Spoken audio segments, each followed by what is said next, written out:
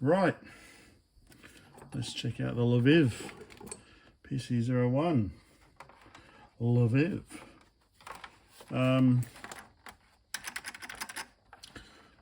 Red power LED. So this is the Intel 8080 clone based machine.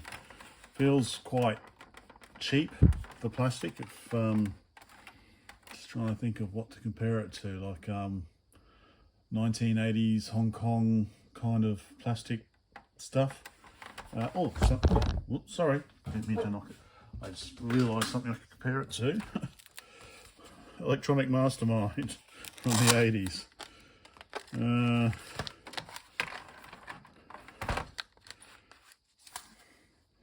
Where was this one made? Oh, okay. Made in England. Okay. Fair enough. Yeah, right, whatever. That sort of plasticky feel. Keys are okay, they're a bit, we'll have a look at them anyway. So it comes with a, unfortunately the information panel's missing, but it comes with a nice little stand there, which is surprisingly not broken. Putting the stand up gives it a much better profile. So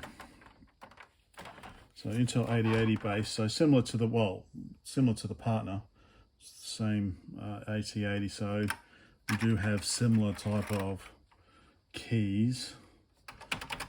And we've had a look at it before, so we've got our tape input. That would probably be the power input. And we have, I assume this is our RGB out. So the cables had better days, so I really need to get multi-core cable for these. So I probably will have a look at making a new one of those. So, but let's, case needs a clean anyway, so let's open it up. Okay, looks like 6 screws, but there's only 5 there. So we've removed all those. Okay.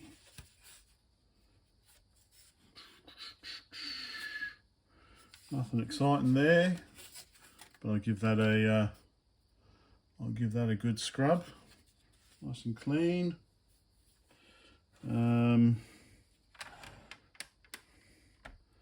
Type of keycaps do we have? Whoops. A little bit of dust. So that's the chip there, I guess. The 80. I'm pretty sure that's the 8080 clone. Let's pull off a keycap.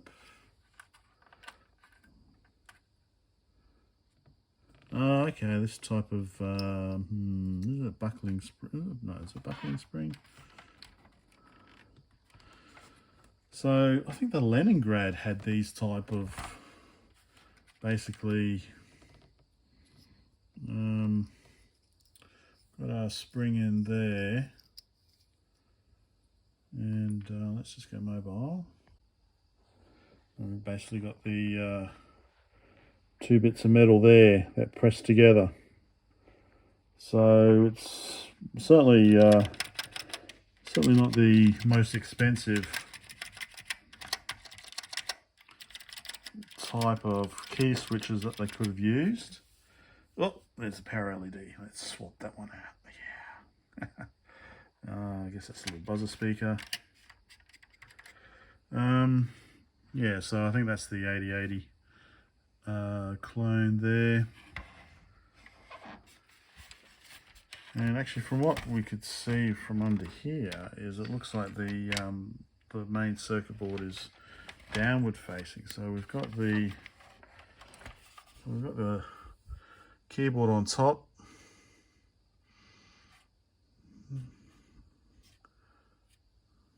That's all this. That one's got plus 5 volts 02. So does this mean we've got... Anyway, not sure. Not sure. So I guess what I really should do also is go through each one and also give each keycap a good scrub as well, so they're nice and clean. So that'll be a bit of work. Let me put the phone back before I go and break something. Alright, so just trying to figure out how to get the board out. Looks like this board is attached to this board. So I think I have to unscrew this board first, which is why there's a gap. So that board first and the whole thing probably lifts out. Okay, those are done. Okay, so the whole thing lifts out. Oh, okay. Here's the main stuff on the underside of the keyboard. Okay. Let's get this out of the way. So I can give this a bit of a wash as well. So that's how the kickstand works. Very good. Okay, so the case is easy to clean. Interesting with the ROMs, so F8, F0, E8, E0, D8, D0, C8, C0, and C0 is socketed. Oh, okay, no, so this must be the 8080, so that was obviously some sort of keyboard controller up there. KR580 VV55A, 1990 date stamp. KR580 VM80A. Okay, so that's the 8080 there. Okay.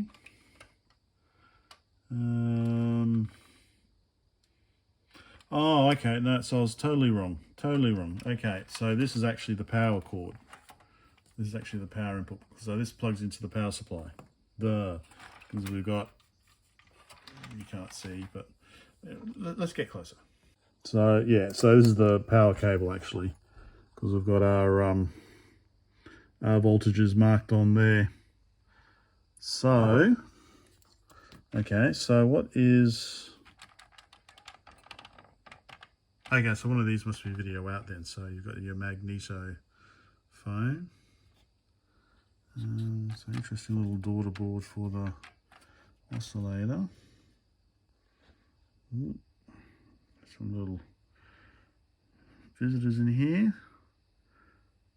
So, okay, so that's okay. Okay, so I think off the top of my head, I don't know. So I'll obviously put the information in the video description. But yeah, so this is the KR580VM80A. I think that's the 8080 clone. And over here we have a KR580VV55A, which is similar to the one on the front, which is the keyboard. So I guess that must be some sort of peripheral controller in the 8080 family. All right, we got the RAM. This looks to be the RAM along here. Typical 64 kilobit. So it's the KR565RU5D. So I think that's 64 kilobit, 64,000 by 1 bit. So we've got 8 of them. So I've got 64K. Lots of decoupling capacitors. Yay! Yay. Green for domestic, I think, and it was purple for... Was it green for domestic or purple for military or something, or orange for military or something? I don't know. So these are the ROMs that are all soldered in. Okay. So protected from UV light, straight down. Not incidental, but yeah, it's upside down most of its life. And only that one's socketed, so must be a reason for that. Yeah. Okay, so what I should really do is I'm going to blow this crud off, and then I assume one of these is the video out. I should make up my power supply and just give it a quick go and see if it works. Because I've got some software I can try on it. But yeah, let's give it a quick blow first. So this is what I can use in the meantime. Good old 5-pin DIN. Although I think it's slightly different. Oh no, it's the same. So I'm gonna have to do female to female.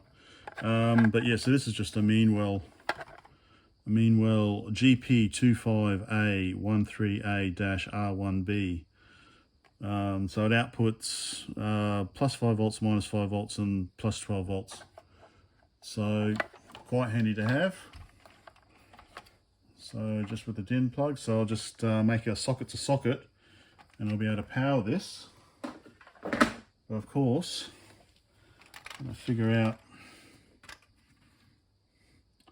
what the video output is. I don't want to rest it.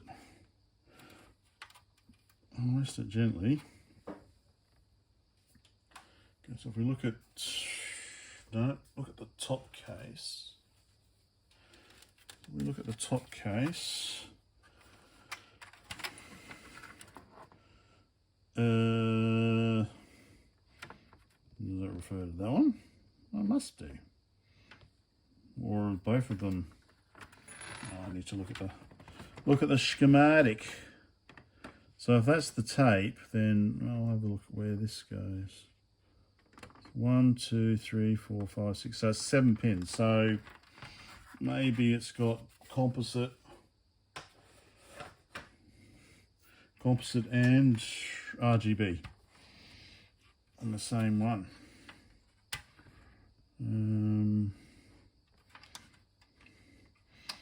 Because we do have this separate white and black coming down the side to here. Yeah, all right. They're not all, okay, not all of them are used, so, okay. Okay, so it's 7 pin DIN, but only 5 are used. Let's have a closer look. I think, be very careful. I think they're just numbered, nothing obvious. So that's okay, that's right, the interfaces are called X1, X2, X3, so that's the X3, I guess. All right, some thinking required. There's that, there's the oscillator. That's a little daughter board.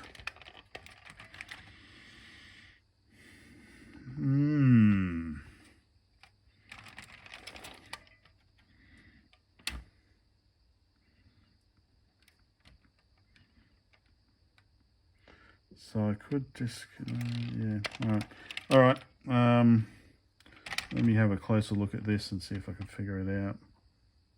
Don't know if it's any better with the light off. But basically we've got three wires terminating there, and then we have a black and white wire that come out and go down the side of the board. So the black wire is obviously ground because we can see it's on here.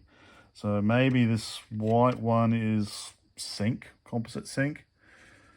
So it's just a matter of figuring out which one of those is red, green, and blue. Maybe. Could be that simple. Anyway, it's time for work. Night work again. So this will be continued, to be continued. Let me zoom out.